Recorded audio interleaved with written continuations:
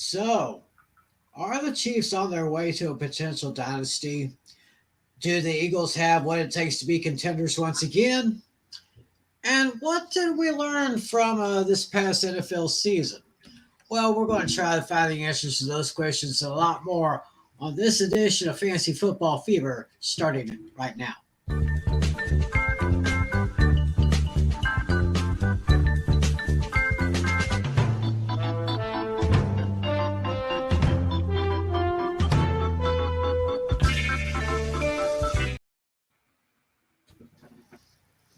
Pleasant good evening to you, everyone. Welcome to Fantasy Football Fever. It is Friday, February 24th, 2023.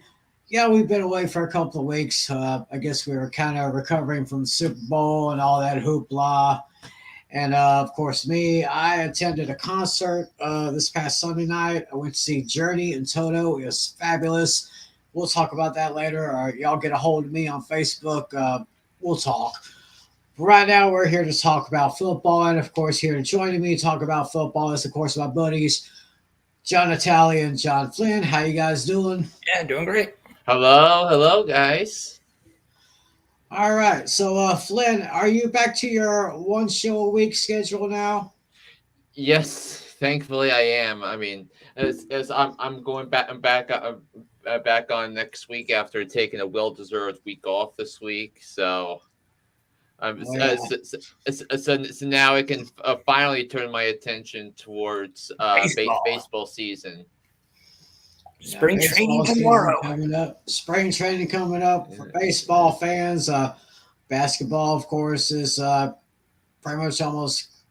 Probably, I think right now in the second half of the season. It's first second day back from the All-Star break in the NBA, and then in the NHL, there's like 6 more weeks left in the regular season, and then the Stanley Cup playoffs begin. The XFL just started. The USFL will probably start next month, and NASCAR. So there's lots of other sports going on right here, but Oh yeah. we're going to be talking about football. And why don't we go ahead and get to it right now? Super Bowl 57. Oh, that is the wrong button I need to press. Let me go ahead and we'll get this. We'll get this up here. Let everybody. Let everybody check this all out here. So there we go. We'll get that screen up there. Super Bowl 57 from State Farm Stadium, Glendale, Arizona. And I guess, yeah, if y'all didn't watch it or if y'all weren't paying attention, well, it was the Kansas City Chiefs defeating the Philadelphia Eagles by a score of 38-35. Eagles had the best record in the league coming into the game, and Chiefs were kind of riding high here. Let's take a look at some stats here. Patrick Mahomes, 21 of 27 for 182 yards and 3 touchdowns. Jalen Hurts on the other side actually outplayed Patrick Mahomes, believe it or not. Hurts went 27 to 38 for 304 yards and just a lone touchdown. Isaiah Pacheco was the rushing leader for the Chiefs with 15 carries for 76 yards and a touchdown. Mahomes ran 6 times for 44 yards. Jerick McKinnon, 4 rushes for 34 yards. And the young Sky Moore had 1 rush for 4 yards right there. Hurts not only led the passing, but he led the rushing for the Eagles, actually. 15 carries, 70 yards, and 3 touchdowns. I think the first quarterback in the history to throw 3 touchdowns and pass for a touchdown and rush for 3 touchdowns in the Super Bowl. Kenneth Gainwell, 7 rushes for 21 yards. Miles Sanders, 7 rushes for 16 yards. And Boston Scott, 3 rushes for 18 yards. Going down the line, Travis Kelce for the Chiefs, who, by the way, will be hosting Saturday Night Live on March 4th. So you people might want to write that down. Mm-hmm. A little DBR alert for all you people out there. 6 receptions for 81 yards and 1 touchdown. Juju Smith-Schuster, 753. Where's the other touchdown? Oh, Kadarius Toney, the former Giant. He caught Mm-hmm. himself. How? And Yeah. Sky Moore caught 1 touchdown there. Yeah. And it was a made the Andy Reid made everyone look so silly with those easy touchdown calls. So but like two names who were not even on the roster last year, and even so, and something I said the entire offseason that it's and I didn't think this was going to translate into a championship this year for Kansas City, given the trust level I had on the defense going into that. So, but you had Juju Smith-Schuster, you had Sky Moore, who the Chiefs drafted in the second round. You had in the second round of the draft. Then of course Kadarius Toney, whom the Chiefs traded a couple of picks for, he scored the touchdown that gave the Chiefs the lead. So, but it was a brilliant offseason plan put together by Brett Veach that you the only way you replace Tyreek Hill is by replacing him with speedy wide receivers because. You can't because speed is something you can't teach, and that's something Jimmy Johnson's stressed a lot during the rebuilding process in the late '80s and early '90s for Dallas.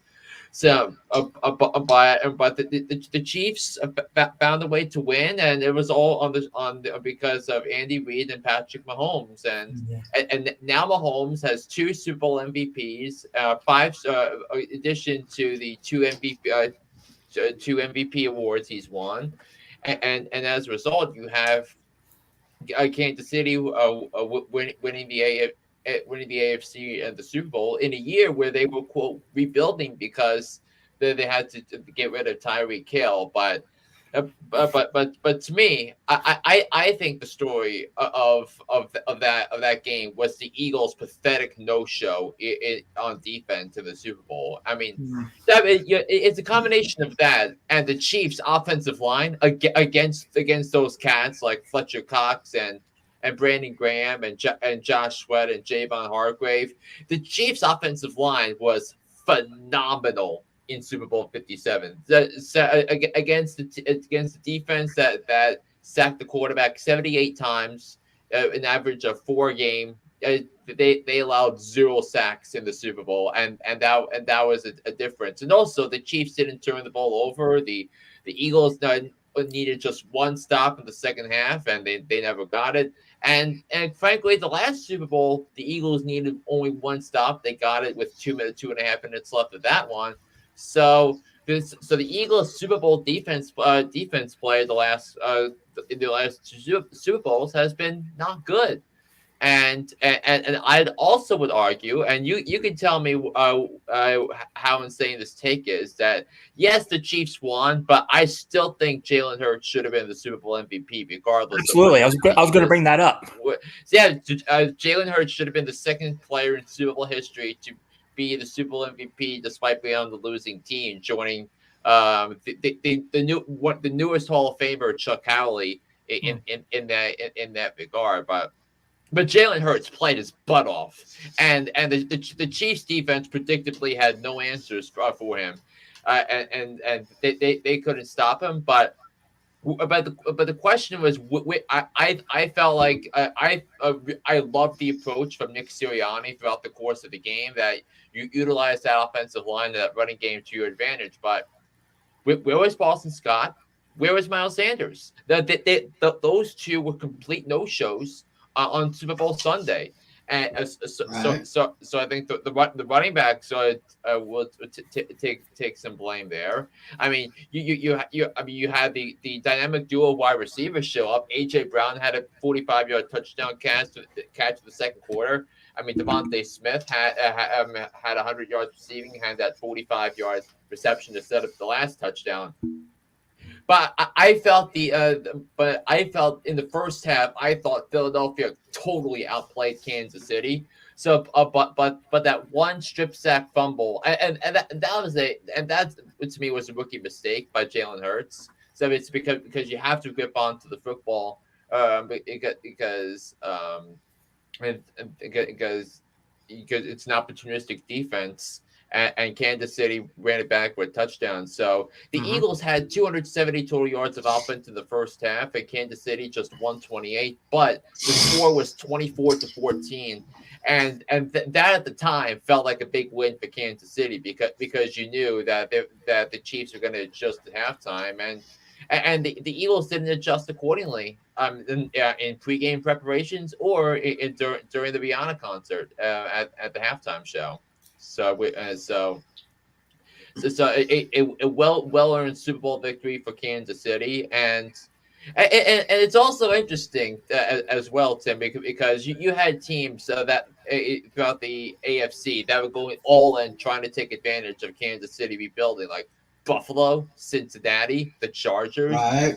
That they all went all in, thinking Kansas City was not gonna be as good this year because they knew they had to sell off. But Buffalo couldn't do it. Cincinnati couldn't do it. The Chargers up 27-0 at one point against the Jaguars. They couldn't hold on there. So it really was what we're seeing is how Tom Brady has tortured the AFC and the AFC East for 2 decades. That's exactly what Patrick Mahomes is doing in our eyes, and it's going to be a very scary time for the rest of the AFC for the next decade. Oh yeah. I mean, Patrick Mahomes, 6 years in the league, 5 straight Super Bowl appearances, 5 straight AFC Championship game appearances, all at home. right? Man, 3 Super Bowl appearances in the last 4 years. And 2 Super Bowl victories. I mean, that is probably, that arguably has to be the greatest start to a career of anyone that I've ever heard of. And also his passer rating through 5 years, the starter is 20 points higher than Brady. He's throwing for at least 6,000 more passing yards than Brady. Could we be seeing Brady 2.0? And I mean everyone was revolving around what Kansas City's doing, but now people are going to be hating the Chiefs as much as they did the Patriots because they know they can't beat Kansas City, and people hate what they fear, and they fear that their favorite team is not going to win championships because you have a great winner in Patrick Mahomes, who is the only quarterback going into next season. Actually, one of 2 quarterbacks going into next season with multiple Super Bowl rings. The other being Jimmy Garoppolo, who was Brady's backup for 2 of those 6 Super Bowls in Foxborough. So, yeah. Anything you want to add there, Natalie? Man, I think Flynn covered just about everything. There could be a couple cases for others could have been the MVP, like that. I mean, that second fumble recovery by Eric Berry that never happened. Like had the call stayed, Eric Berry would have had 2 defensive touchdowns that could have given him the MVP.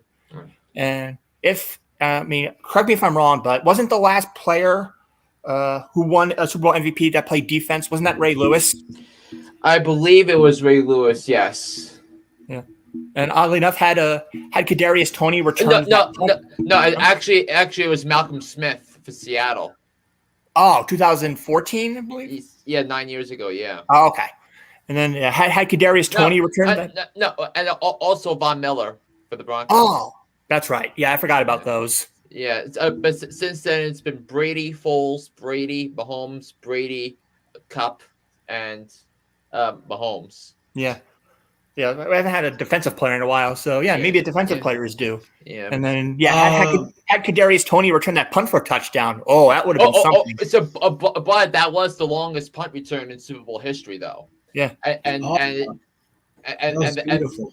And that was a big moment in that game because Kansas City was up by one. They had all the momentum. They forced 3 and out on Philadelphia, and then they returned the punt. Returns the punt down to the 5-yard line. And remember, Antonio Brown started his career returning kickoffs with Pittsburgh back in the day. So could Kansas? So if Kadarius Toney stays healthy, that could be one of the great all-time trade heists in NFL history. Yeah, and obviously, I mean, you can't fault Joe Shane for doing that because the Kadarius Toney didn't belong and with the Giants culture, and he was a Dave Gettleman disaster, one of the many Dave Gettleman disasters with the Giants. But credit Kansas City, and that's a credit to the brilliant coaching of Andy Reid and Eric Bieniemy, who's now the offensive coordinator for Washington, and has the assistant head coach tab slapped on it as well, and then of course Patrick Mahomes, being the best quarterback in the NFL, and in a league where there was a lot of debate on who the best quarterback in the league was going into the season. You could argue Josh Allen, you could have argued Aaron Rodgers, you could have argued Joe Burrow for how he won multiple road playoff games last year for Cincinnati, and then he won another one this year. I actually put Russell Wilson in my top 5 preseason, but I mean that proved to be a miserable take. But I argued for Patrick Mahomes because when it comes to winning football games and when it comes to being an incredible a quarterback who all does is win, and given the consecutive championship games that held in his home stadium, I argued Patrick Mahomes, and he had another season like that, and where he was the first player in 23 years to be to win the NFL MVP and the Super Bowl in the same year. The last being Kurt Warner in 1999 for the greatest show on turf, St. Louis Rams. Right. Yeah, that was pretty good. They're looking at defensive numbers here. Kansas City. I think they had a fumble that was recovered. Philadelphia had 2 fumbles, and one of them was picked up by the Chiefs here defensively. And I thought that should have been a second fumble right after the Chiefs scored on the opening drive in the second half. They looked at it in review, but I think that the number you need to know is on the right side. You look down that list for Philadelphia. No sacks, nothing, zilch, nada, zero. And no, but also I want to hear your take. I want to hear your take, guys. What was your reaction in real time on the holding call on Bradbury at the end? I was about to bring that up, and it looked like it may have been a minor hold, if there is such thing as a minor hold, but obviously it wasn't seen. My network has gone kaput. Oh, you tried to save a buck on it? Not so smart. There is a smarter way to save. Now is the last chance to switch and get the new Samsung I think Galaxy in S23 terms Plus of watch and defensive- tablet on us. Don't wait. Visit Verizon today. Hold up. I got something going on here. The ad on the right-hand corner. Yeah. So, but I think I think in terms of the consistency with the reps all year. I mean, there has been a lot of complaining about the refs all year, and it was another example. I mean, all those soft buffing the passer penalties. I mean, going back to Week 5 Monday Night Football, Raiders Chiefs, when Chris Jones got flagged for roughing the passer, even though he never roughed the passer. I mean, Grady Jarrett and. It's unbelievable that it's just not football when they're calling these soft penalties. Yeah. It looked like I said, it looked like a minor hold to me. It didn't look like too blatant of a hold, but I guess in the NFL, a hold is a hold, and obviously, and also, I mean, think of the situation at the time. The Eagles had just stopped Kansas City on third down. It would have forced the Chiefs to kick a field goal to make it to give the Eagles a time to either tie the game on a field goal with a minute 48 left and a timeout left. So, but that gave Kansas City a fresh set of downs, and that basically the outcome of the game was decided right there. And Pacheco sitting down on the 1 yard line to milk more clock. It was I think you're talking about McKinnon. Yeah. And then that was a very smart play. That was smart. Yeah. Remember when Ahmad Bradshaw realized before it was too late when he scored the touchdown? And he tried. Yeah. I saw he actually tried, but no, he sat down in the end zone, unfortunately. Yeah. But unfortunately, that didn't matter. Right. Yeah.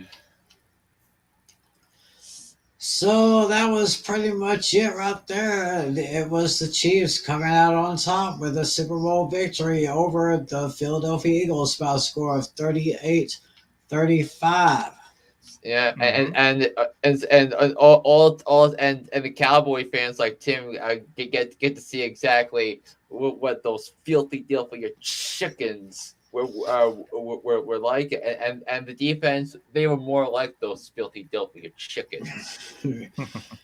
Yeah, but I mean, I'll say one thing: those chickens, they have a talent. They have an awesome quarterback. I mean, like we said, we believe that. I mean, the statistics showed that Jalen Hurts actually outplayed Patrick Mahomes.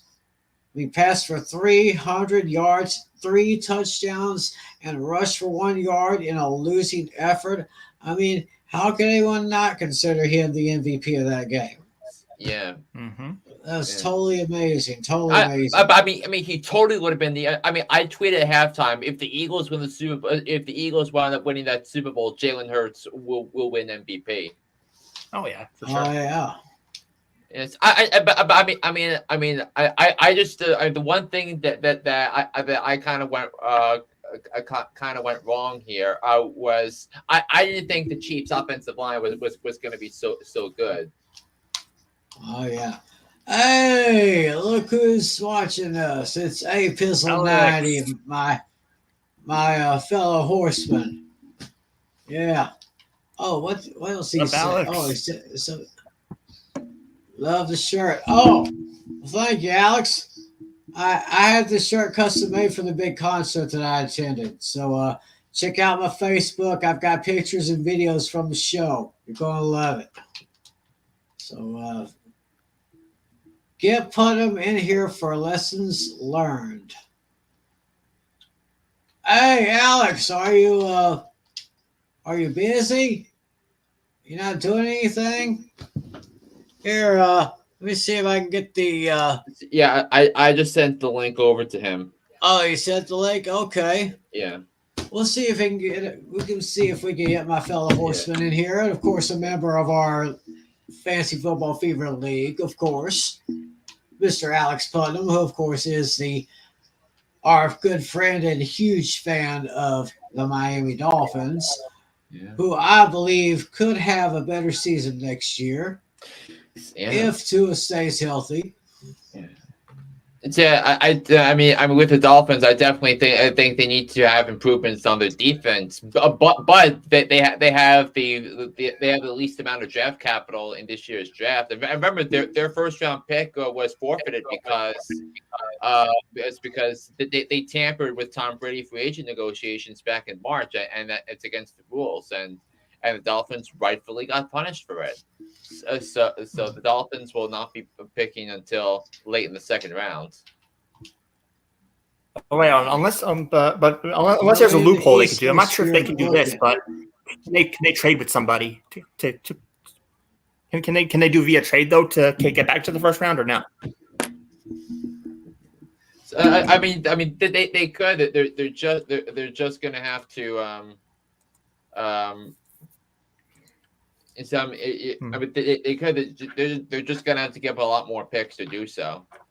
Oh, okay. I was gonna say because unless there was maybe there was like some kind of loophole that they can do it, they can get a first round pick, but I guess they won't. I mean, they would have to trade one of their best players on to get a first round pick for next year. But I don't think. Yeah. But you're not trading Christian Wilkins for just a first round pick. I mean, it's. So Pizzle says the Dolphins are winning the East, but only if y'all can get past Buffalo. That's all I gotta say about that. Mm-hmm. And Buffalo. And Buffalo will have to see about Von Miller and if he's going to be back anything resembling normal after tearing his ACL last year, right? Which was a big deal because they needed a closing pass rusher for the Cincinnati game and they didn't have it. Right. Yeah. Yeah. So I guess while we're waiting to see if Mr. Alex will join us here on the show, which I would love to have him on the show. Yeah. Anyway, we're talking about maybe some lessons that we learned from this past season in the NFL, and I guess Flynn, since you brought up the subject, we'll let you get your thoughts in. Yeah, I mean, so my last podcast episode before I went on breaks. So I went over some of the things that I learned from the 2022 NFL season, and as I keep thinking of those, keep thinking of those, I think that there are more added on, and this is a lesson that I think is going to ring true for the Giants when it comes to free agency, and that is don't pay your running backs. I mean, so the leading rusher for the Super Bowl champions, the Chiefs, was Isaiah Pacheco, a rookie. His salary was $784,000 this season, and history shows that history shows that you have what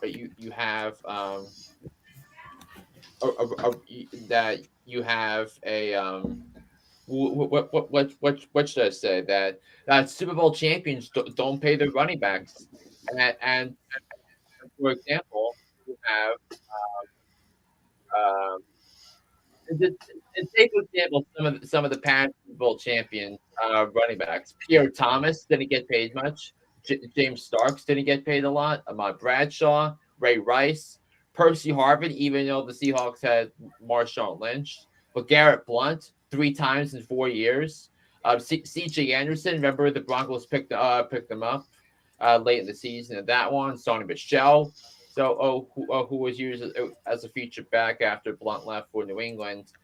But you can't, if you want to be a Super Bowl winning team, you can't pay your running backs, and the Eagles didn't do that, the Chiefs didn't do that especially, and after seeing the Clyde Edwards-Helaire experiment fail, the Chiefs turned to Isaiah Pacheco, a rookie, and he had 1,000 total yard combined season as a rookie, and he wound up being the lead rusher of a Super Bowl winning team. So I think that's where I have with the Giants. Another thing, and this is more of a general thing, and you guys can agree with me on this, is having a great coaching staff makes a big difference. Oh, absolutely. Oh, yeah.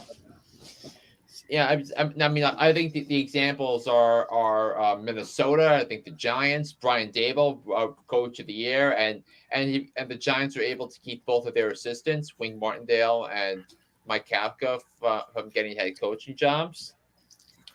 Franchises that are dysfunctional get punished, and I spent a lot of time on that, talking about the Raiders and how their shortcomings were predictable because the feel of the organization that they needed to make a splash higher, and for both they had coaching and GM vacancies, and they tried for Josh McDaniels, but that turned out to be a disaster as I predicted. And I think Josh McDaniels is going to be is going to be a 2-and-done head coach for the Raiders in 2023. Offensive line play matters. We went over that a lot, and I stressed the offensive line throughout the course of the entire season, and it was no different in Super Bowl 57 with the Kansas City Chiefs. So this is something I have for the commissioner thing that Natalia was talking about pre-show. I'll leave that for later. Well, life is precious and it matters, and that's the lesson we learned directly from what happened with Damar Hamlin. Oh, absolutely. So, I mean, when I saw Damar Hamlin take the stage at the NFL honors, I'm not going to lie to you people, I almost broke down. Almost did. I mean, what that guy went through, we were all praying for him. He was fighting for his life. And then to appear on that stage as if nothing happened to him, it's just absolutely amazing. I am dumbfounded. But hey, much love to the guy. And hopefully he'll be back and ready to play for next year.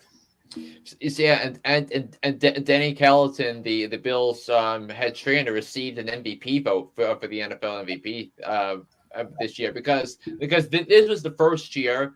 Because it used to be in the NFL honors, you only vote for one guy, and now for MVP you can vote up to 5, and then for the other awards you can vote up to 3. And Denny Kelton received a 5th place vote for league MVP from one of the AP writers. So, wow. Also, the refs were bad this year. Get over it. I mean, so you could talk about the refs all you want, but I think the post game commentary from the Eagles following the loss, there was not one dose of blame that was handed by the Eagles to the refs, because the Eagles knew that they got their butts kicked in terms of a coaching perspective and in terms of an in-game execution perspective, and Jason Kelsey said that they had a lot of opportunities to put the game away in the first half. They didn't do it. They kept Kansas City in the game, and plus you just never know when things could go awry. I mean, an example I had from the Giants season was. And John and Natalia can remember this. It was week 7 against Jacksonville where the Giants had an opportunity to run down the clock, but Saquon Barkley stepped out of bounds, and the Jaguars came all the way back to be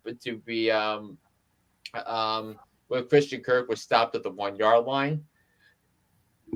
So, but there was a really bad holding call against the Giants defense on that drive on 4th down, which kept the game going. Mm-hmm. But the Giants wound up hanging on to that one. Also, this was a big story, and I think it relates to what I'm going to be talking about later in terms of what the Arizona Cardinals are doing and their head coaching hire. maturity or lack thereof matters. I mean, the Arizona Cardinals spent the entire offseason revolving around around the Kyler Murray contract situation. And Kyler Murray, I argued, and I was right. We were all right about this. We talked about as to how Kyler Murray was never worthy of the $230 million contract extension, which kicks in starting in 2024. And I think the Cardinals are going to pay a serious consequence for letting Steve Keim pull off that contract extension with Kyler Murray. So, and I said on my podcast that if I were to give an NFL future power rankings from 1 to 32, meaning what's the possible outlook of that given franchise over the next 5 years, given what their current state is, what their state's going to be 2 years down the line, 3 years, 5 years. The Arizona Cardinals are absolutely team 32 of 32. They have the worst. They have the bleakest future in the NFL. Thanks to the lack of mental toughness of Kyler Murray, and giving him that contract, it means he's not going to learn. It's going to be much harder for him to learn because he doesn't feel that there's a consequence for him not being tough enough to win in the NFL. I mean, 2020 the Cardinals started 6-2. They missed the playoffs. In 2021 the Cardinals started 7-0. Kyler Murray throws that interception against Rasul Douglas. It's a corner the Cardinals cut just a week prior, and then the Cardinals wound up losing the division the last week of the season to the Rams. Then, of course, they had to go to the Rams. Then they got the butts kicked in the wild card round, and then the Cardinals as a result of that are now 4-13. Kyler Murray tore his ACL. He's going to be out for he was knocked out of the season. The Cardinals rightfully tanked. And the Cardinals have a mess because they have a lot of salary cap tie-ups to Kyler Murray for going forward.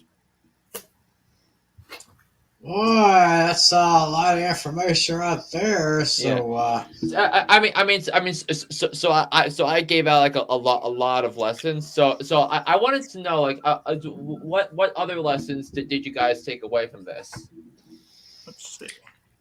Well, I think my takeaway is pretty obvious.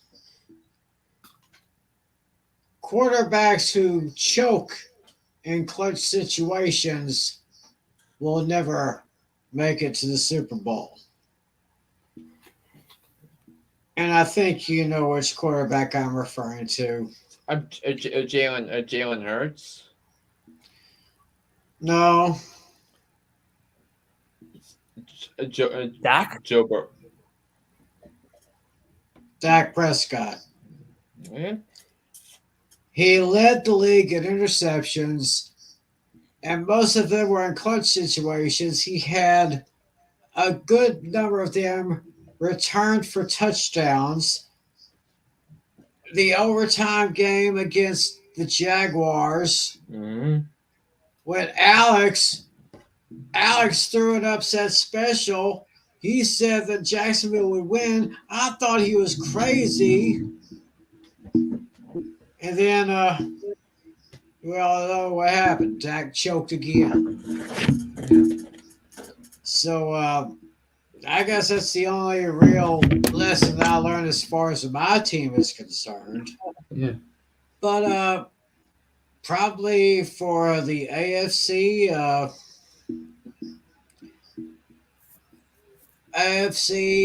lesson learned, the torch is being passed. The torch has been passed from TB12 to PM15. Patrick Mahomes. I believe that's the time passing the torch. And the way that Patrick Mahomes has started his career, like I said, is unlike any other NFL player that I've ever seen in my life. This guy is destined.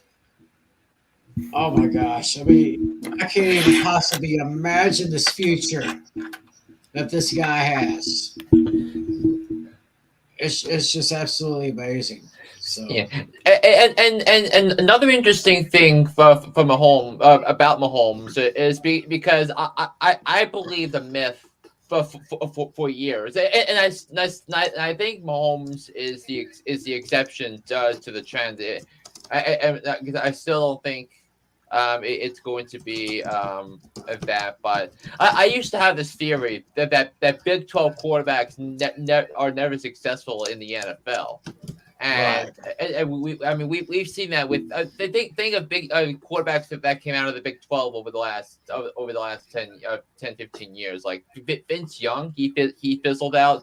Remember Sam Bradford of Oklahoma? Right. He was a draft bust. Baker Mayfield. I don't think he's gonna be winning anything. I was gonna say Jared Goff, but he's from Cal, so it was a Pac-12 school, Right. and I feel it's gonna be a lot harder to get a Big 12 quarterback from what's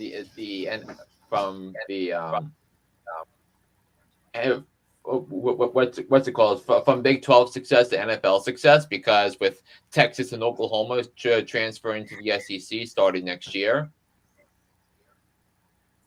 Yeah. I think it's just my opinion. I believe the Sooners may be able to survive in the SEC. I'm not sure about Texas. Texas has been still kind of in a rebuilding phase for about the last 3 or 4 years, even though last year was probably the best out of those last 4 years.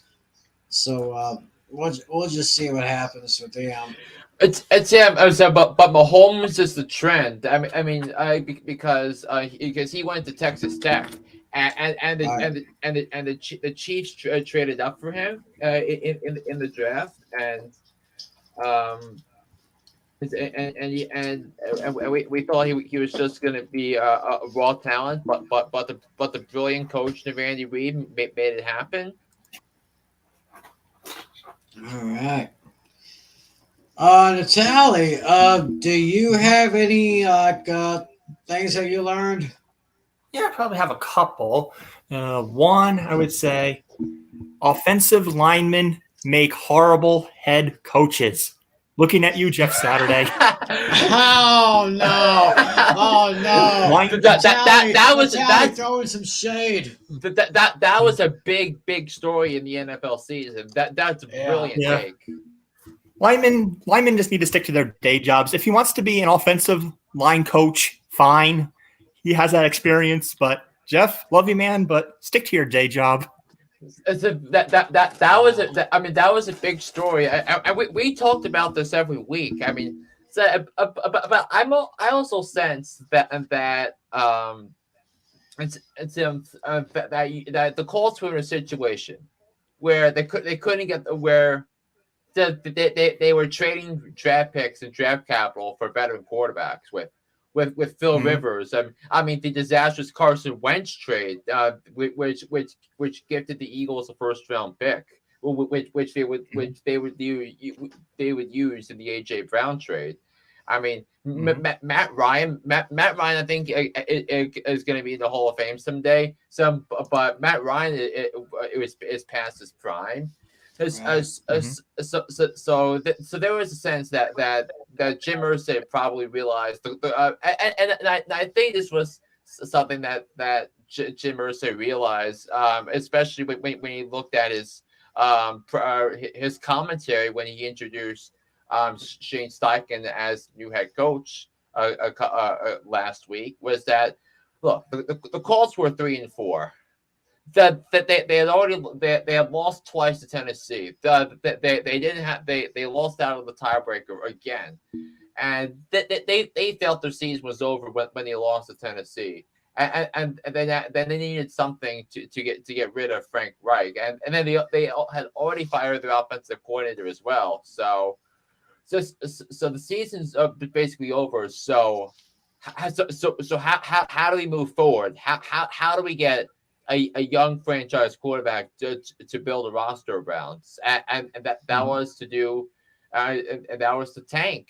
And if it wasn't for the Raiders defense blowing the lead, blowing the lead in Jeff Saturday's debut, you'd be looking at Jeff Saturday going to 0-9 as the head coach of the Colts. I mean, his time management was terrible. I mean, his in-game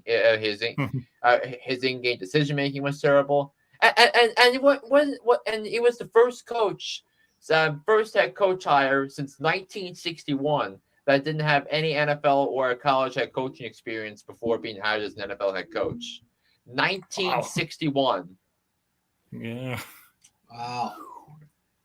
Let's see. Another thing I could think of is if you want to trade one of your best players, make sure you get value in return. I mean, I can't really think of anything off the top of my head right now, but I know it happens to a lot of teams.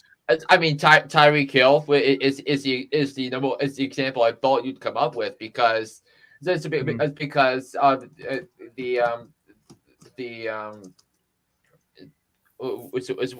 was it? The Chiefs got their first, second, fourth round picks back from Miami in that trade, and they used a second round pick to draft Sky Moore, who caught a touchdown in the Super Bowl, and then they used with the 2 first round picks they had. The Chiefs knew they needed to rebuild their defense. So they spent their 2 first round picks on defense with Trent McDuffie. I thought that was a steal at the time. Back when we did the mock drafts, I had Trent McDuffie going to Washington at 12. He went to Kansas City at 21. And also George Karlaftis from Purdue. Yeah, he went to Kansas City number 30.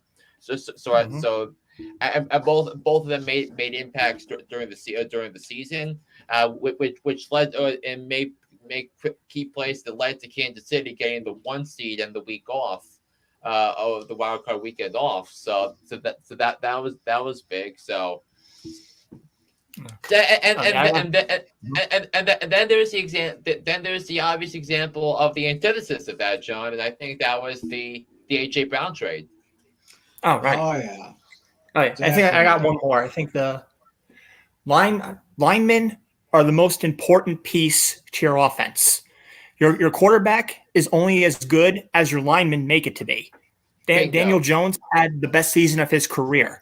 The Giants had a fantastic offensive line. John Feliciano, Andrew Thomas, maybe to a lesser extent, Nick Gates. He had a comeback season. Yeah. And make sure you draft a lineman in the first round if you can. If the best one is out there, get them. And make sure you hit on those picks too. And they got to hit too because there have been some bad ones out there. And example number 1 is Jalen Hurts. I mean, Jalen Hurts is really isn't as great a pocket passer, but he looks that way because you have Jason Kelsey and Lane Johnson and Jordan Mailata, those monsters up front protecting you.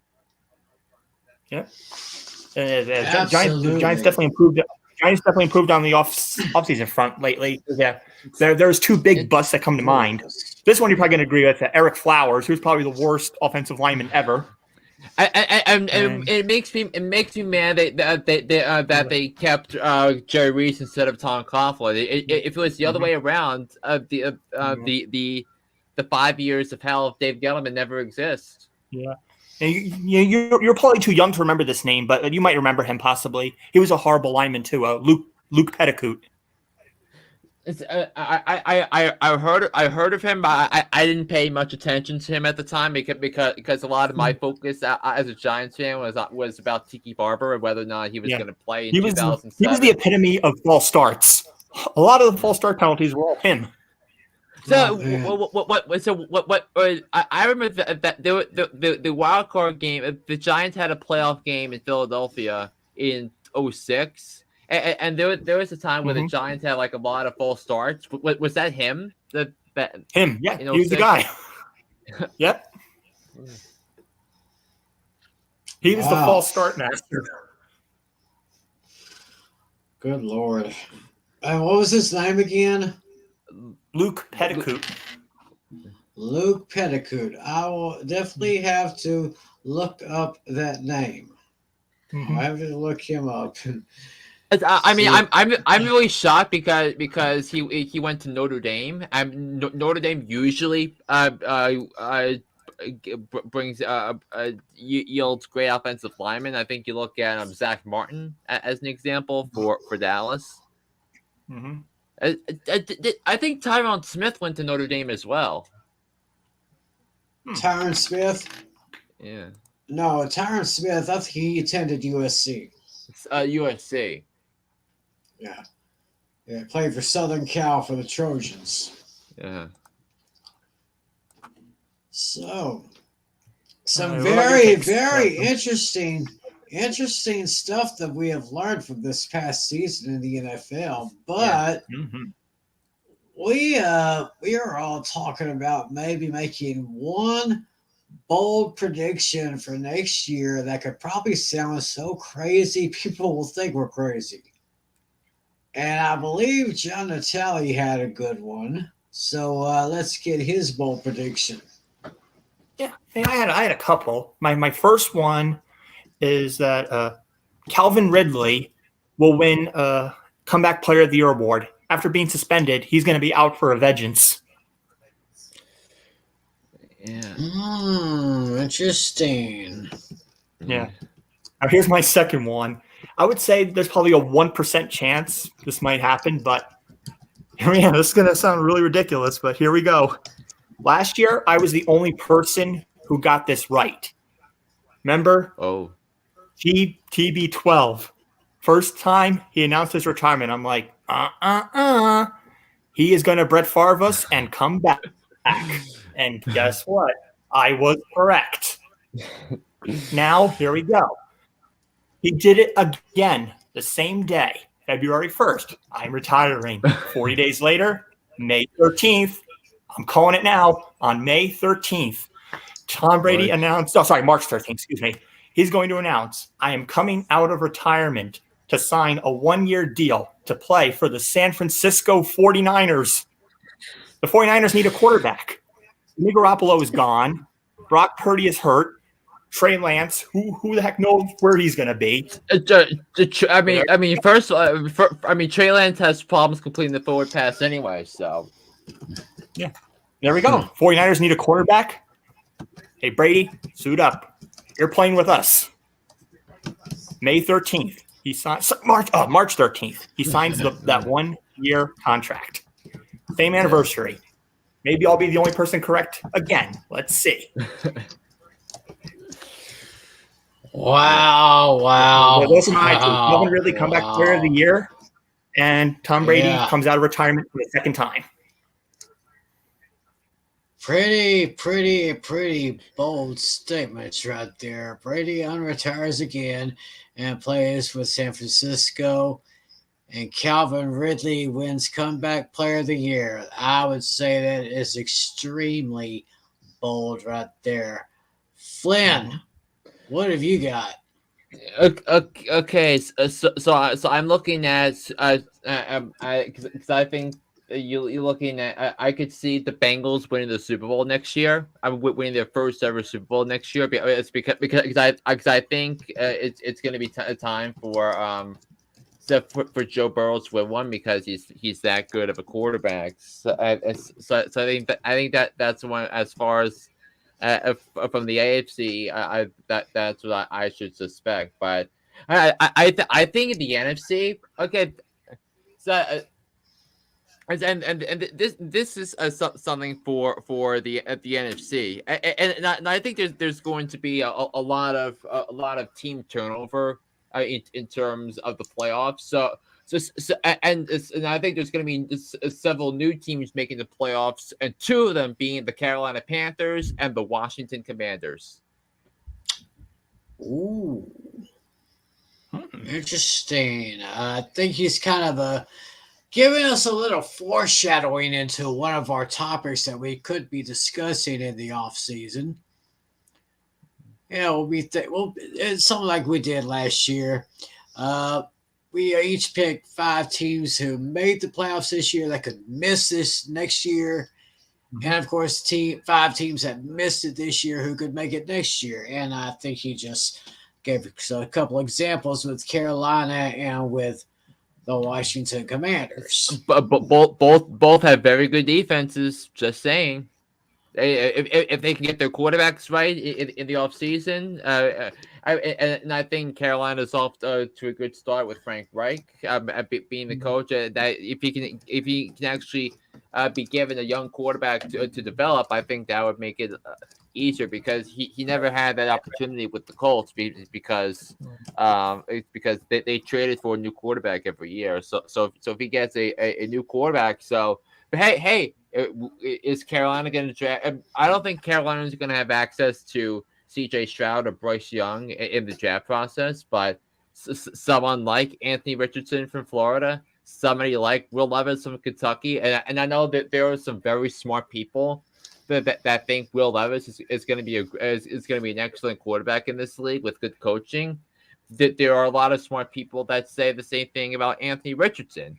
And I saw Anthony Richardson's potential in the first week of the season when he led a tremendous victory against Utah, a very tough team from the Pac-12 in a non-conference game, and I could see Will Levis, smart people being him to be the next Josh Allen. So if for some reason the Giants trade or draft Will Levis, could Brian Dable turn him into a star like Brian Dable did with Josh Allen? That's going to be a thing to be seen. But Carolina should be, and I think they will be drafting a quarterback with their pick this year in the draft. Well, maybe the right now have a shot at the playoffs.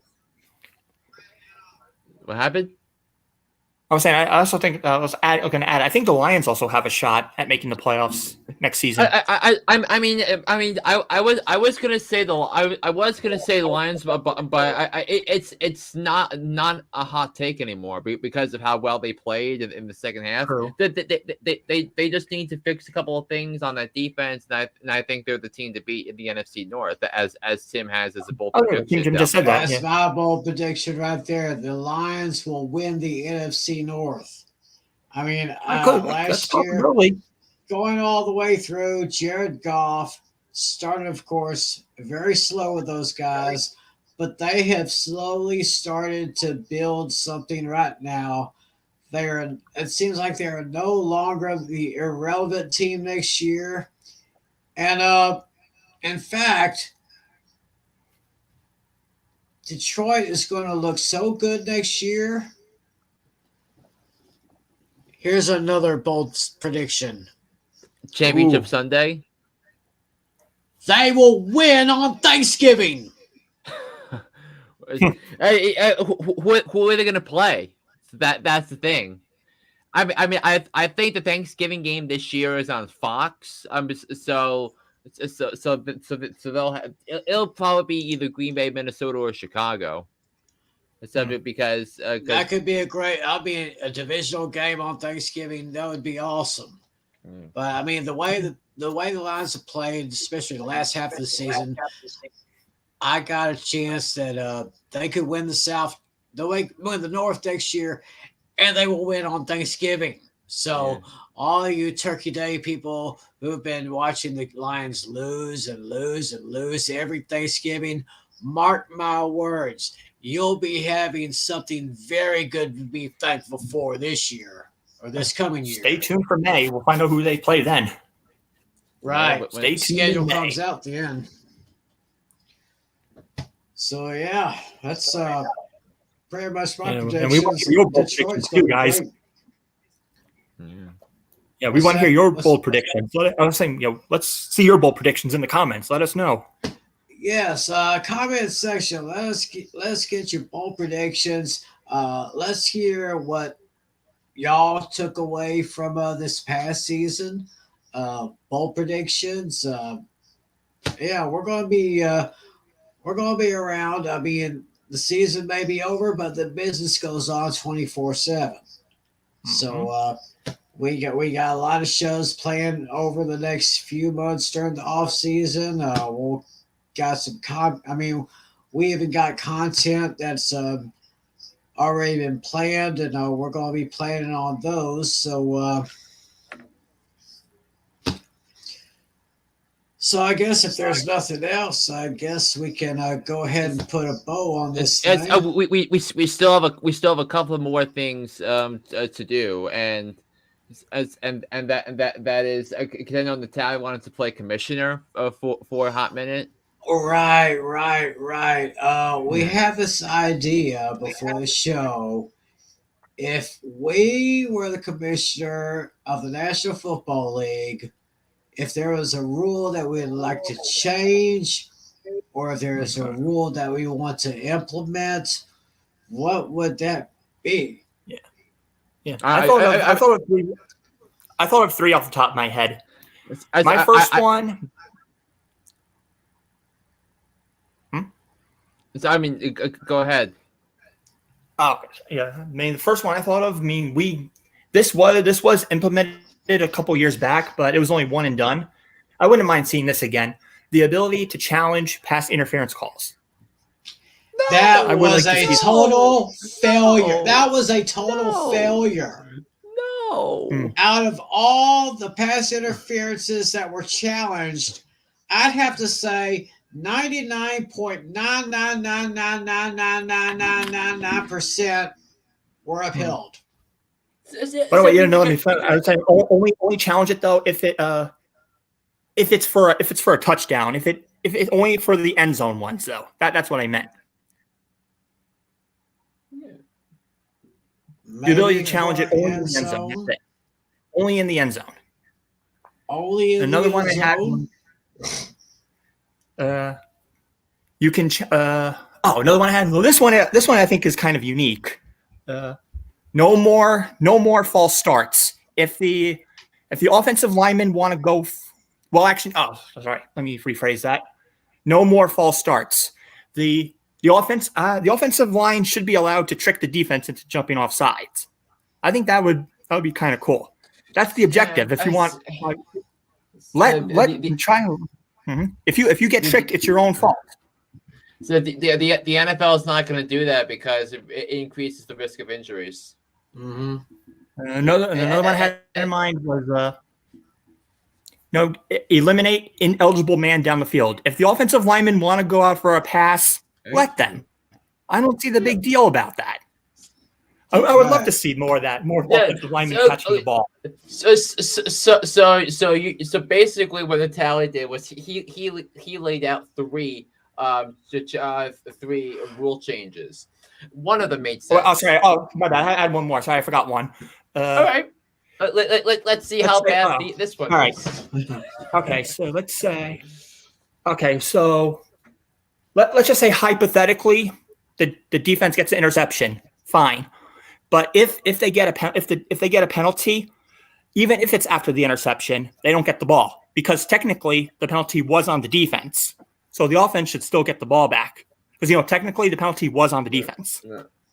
But there's reason that they do after the interception, but because it basically once the ball is turned over, it basically acts as like a special teams return. So then it would basically be the effect of if there was an illegal block in the back against a defensive back, it should be a 10-yard penalty that goes, which from the start of the foul, like you would on a kickoff return or a punt return or half the distance to the goal, or wherever the situation is. So, yeah, that was the reason why I said the offense should get the ball back because technically it was a penalty on the defense. Yeah. I mean, those are mine. A little off the wall kind of ones, but I think I kind of like most of them. But my favorite one that I probably came up with was the let the offensive lineman go out for a pass. No more ineligible man down the field. Yeah.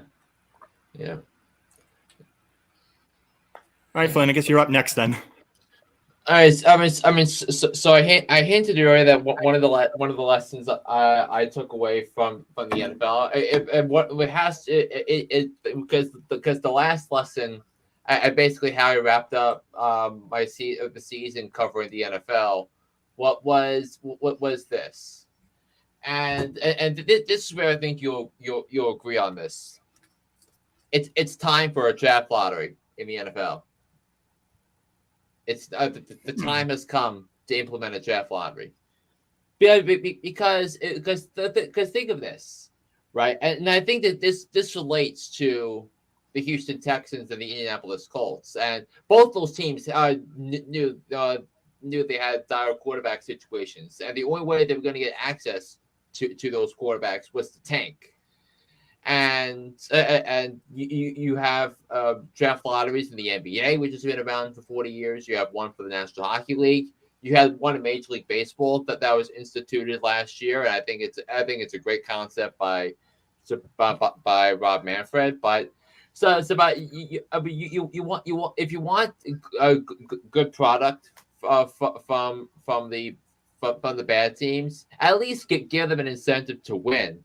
And make them be punished for trying to tank by by not guaranteeing their spot in the NFL draft order. Because it could take one player that could completely transform the entire franchise. Like for example, Joe Burrow with the Bengals. The Bengals were the worst team in football in 2019. It wasn't even close. So, but then they get the number one pick. They see Joe Burrow light up Clemson and Dabo Swinney's defense in the national championship game, and then also also putting up 60 points against Oklahoma in the Cotton Bowl. And then you look at that and see that's a generational prospect at the quarterback position. And where are the Bengals right now? They are one of, right now, in my view, the second best team in the NFL. If I'm being honest, I'll go going into next season, because I think Cincinnati would have beaten Philadelphia in the Super Bowl with the way Joe Burrow played, with the way you have Jamar Chase and the hunger from losing in last year's Super Bowl. And that you also have other franchise changing quarterbacks like Matthew Stafford, who was responsible for the Lions' only 3 playoff appearances in the last 25 years. And the Lions haven't been the same since then, although things are looking better with Dan Campbell being the head coach there. But this should be an example that should get conversation to this idea, because right now the Bears have the number 1 overall pick, and they'll probably trade the number 1 pick to either the Texans or the Colts if they want to go up and get Bryce Young, but you're looking at the long term here. If Bryce Young is a starting quarterback for the Texans, the Colts are going to have to face him twice a year for a decade. If the Colts trade up for the number 1 overall pick to draft Bryce Young, the Texans defense and DeMeco Ryans' defense is going to have to see Bryce Young twice a year. It's the AFC South dynamic that's in this, and I think a lottery should help with that. And maybe you'll be lucky, maybe you won't be, but if you purposely lose games to try get a quarterback, like tank for Tua, like tank for Chase Young, who hasn't been that hype prospect living up to the hype yet. You say you want to see teams try to win and make those week 17 to week 18 games that don't feature teams going to the playoffs actually mean something. Yeah. Right. Yeah, I can see that. All The only right, that problem makes total is the sense. league being able to prove it. How would the league be able to prove it, though? You could be a Right. legitimately bad team. So, The problem is proving it. You know the teams that are cheap. You know the owners that are arrogant and ignorant, like you like with the Texans and how Jack Easterby ran that franchise to the ground. You have the you have the Colts who, so mind you, the Colts had a talented defense. Make no mistake about that. I picked the Colts to win the division. It was a smart idea to pick the Colts to win the division. I'm not going to regret picking the Colts to win the division. Yeah, because when you factor in Matt Ryan, who is an upgrade over Carson Wentz, and you have a talented defense, albeit one without Matt Eberflus, who is the coach of the Bears. But the Colts were missing out on the quarterback position, and they whiffed on it, and in order to address that, they're going to have, if they want Bryce Young, they're going to have to trade with the Bears to get him. right. Yeah. So in my eyes, it's time for the NFL to implement a draft lottery. Very, very interesting. I was kind of getting my brain in gear while listening to your guys' suggestions.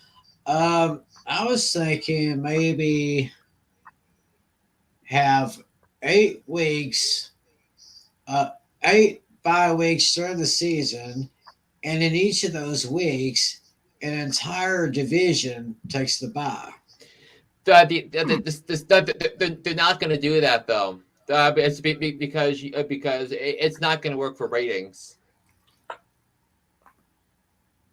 Okay. And since we know the NFL is more concerned about ratings than anything else, they're going to. Right. That's why it kind of shocked me because week 9 this season. There were some historic franchises that all had bye weeks the same week. The Giants, the Cowboys, the Steelers, the 49ers, the Broncos, the Browns. They all had byes the same week, which I thought was mind blowing with the ratings. So, but the NFL would never do that because of the ratings. I know there's got to be a lot of rules that we could change, or we could maybe make better here. Maybe yes. I don't know why I didn't think about this, but I've been talking about this for years and years. NFL overtime should be just like college football overtime. Yes. Yes. Bingo. You play until you get a legitimate winner. That is what I would like to see. Ties. Yeah. Have the NFL implement the same rules of overtime that they do in college football. I would love to see something like that. But we need to make sure though there's a limit. Because every possession in college football overtime represents one overtime period. Right. So I wonder. You could do up to 3 overtime periods, and then if the score is the same after that, the game ends in a tie. But there's got to be some limit because let's say if it's a 1:00 game and let's say the Giants have a 1:00 game on Fox and they go into 2 or 3 overtimes. Which is like possessions each, and then you have the Cowboys on at 4:25, I mean, there's got to be a limit to that, though. And also make the pondering that much easier, that much more fascinating from an in-game coaching perspective. Okay, well, or maybe the overtime rules they have in the postseason put into the regular season. Mm-hmm. I wouldn't frown on that. Yeah. Yeah, just I like that. These rules that with some we'd like to see, some we'd like to change. You people watching out there, if you were a commissioner of the league and you wanted to make a change, what would you make? What would you change, or what would you tweak a little bit? Let us know in the comments section below. Just give us your opinions on that. So we had pretty good much to talk about. Things we took away from the season, lessons that we learned, and changes we'd make if we were commissioners. Let us know your thoughts. Leave your comments. We appreciate you supporting us all this year. And I guess this pretty much marks the final show of the league year for the NFL, because the new league year starts actually next month. Natalie, what's the Flynn or Natalie? What's the exact date where the new league year starts? So I think the start of free agency. Yes, we have. Flynn, it looks like you're going to have to make your makeshift spreadsheet again. Yeah. I believe I will, but we'll see when we go back on the air for that matter. Right. Because you're talking about the free agent frenzy things. I remember doing that. But I mean, when I did that, it was in June when the when there were some when there was a lot of when all the top tier free agents were gone, and now you're starting to see some names that are entering the free agent market because they're salary cap casualties. Right. Yeah. So right now there's names galore. A lot more than last year. Oh yeah. Like Bob Wagner. Yep. Just became a free agent. By the Rams. Mm-hmm. Yeah. Oh, so, wouldn't it be? He would be such a good get for the Giants. Mm-hmm. Yeah. Yeah, I heard the Cowboys should get can't remember who it was, but it's Odell Beckham Jr. No. I think James Washington will kind of make his he'll make his mark with the Cowboys this year, since he really didn't. He was pretty much injured all of last year, so I'd say James Washington can step up. CeeDee Lamb has been great. Noah Brown's great. So I don't think we really need Odell Beckham Jr. Yeah. But it's just me. So. Yeah, and I mean, to be fair, I was looking at the notable free agent board. That spread so that thing I made. There was only one only one of those made somewhat of an impact, positive or negative. Brent Maher.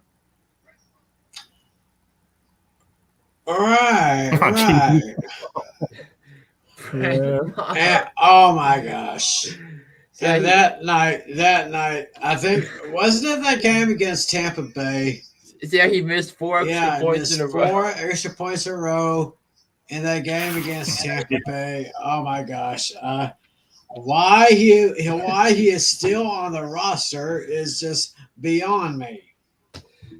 He did make a couple of 60-yard field goals last year. I mean, he made one against Minnesota in November to basically put a blowout on that game and that blowout victory. Yeah, so if I don't know if they still want to let him go, then no, I don't think we need to get Greg Leg back. No way. I guess we can just settle with what we got here. So unless the Cowboys decide to draft a kicker, which I would wait until probably maybe the 6th or 7th round, maybe, but I don't know. That's just my opinion.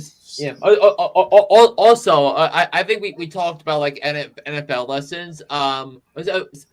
Fantasy football lessons, like playing fantasy, because this is a fantasy show after all. Yes. We got to. Yeah.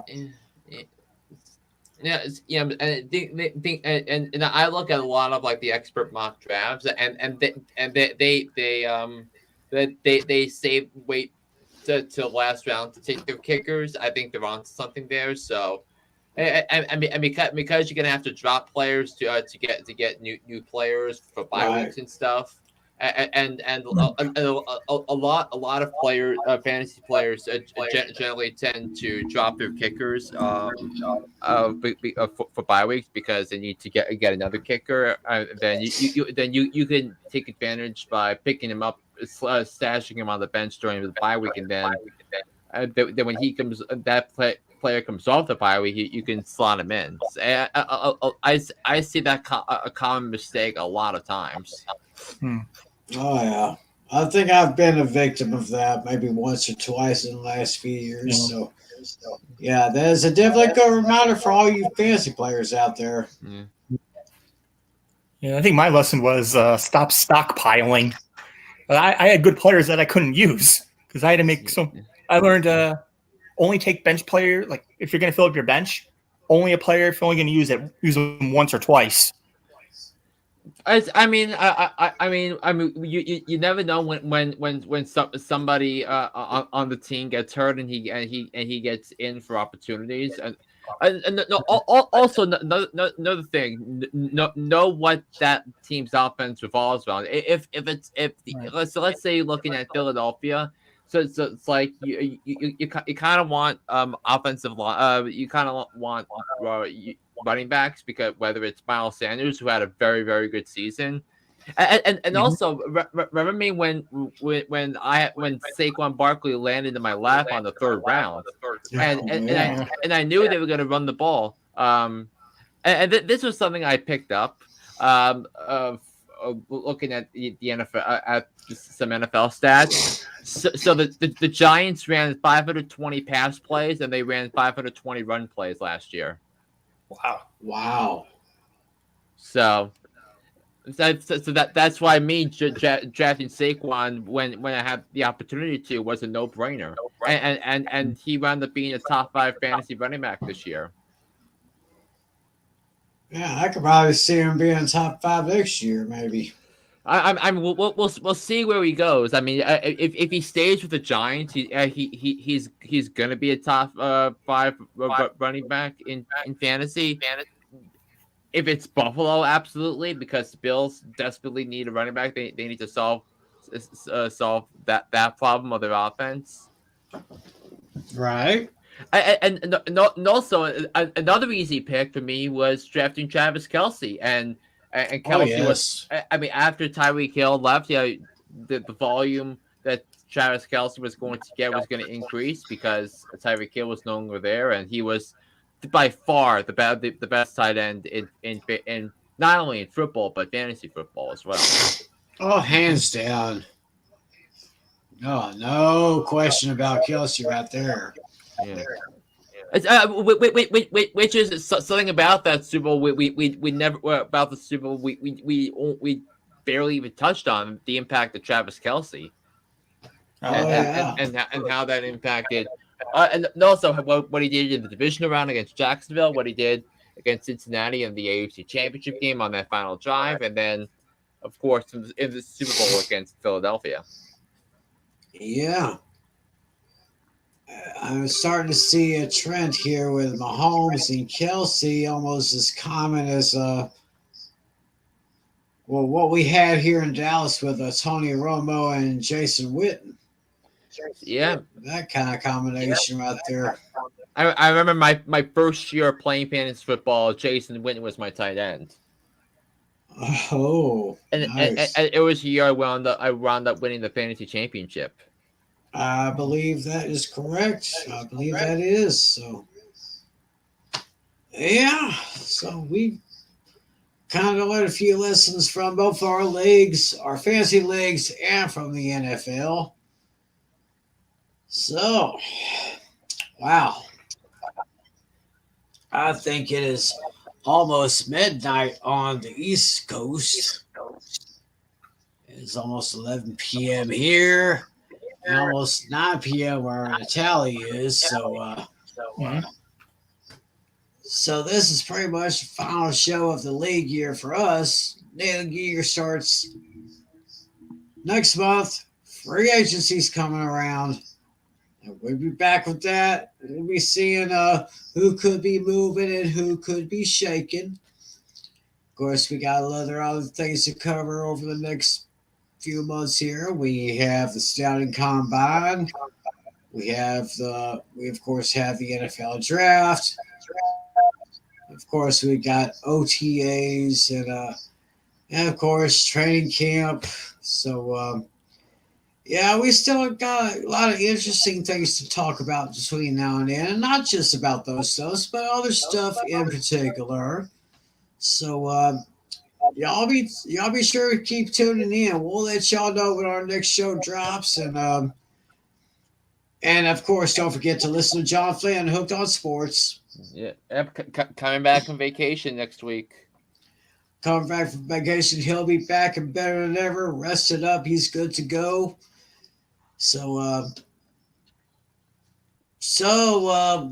guess we'll just go ahead and put a wrap on this one.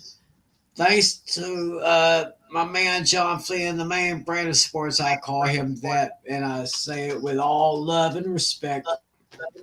Mm-hmm. And of course, our league commissioner, John Natale. Yeah, thank you. We got to do this again. We got to do it again. Oh yeah.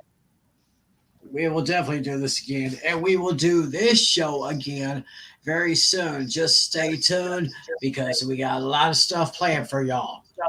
For John Natale, for John Flynn, my name's Tim McClellan. Thank you, people, for watching us all through the season, but stick with us because we ain't even started yet. So where's that one button that is? Oh, there it is. All right. Thank you, guys. God bless you. We love you. We love every single one of you. And as always, be a good sport. See ya.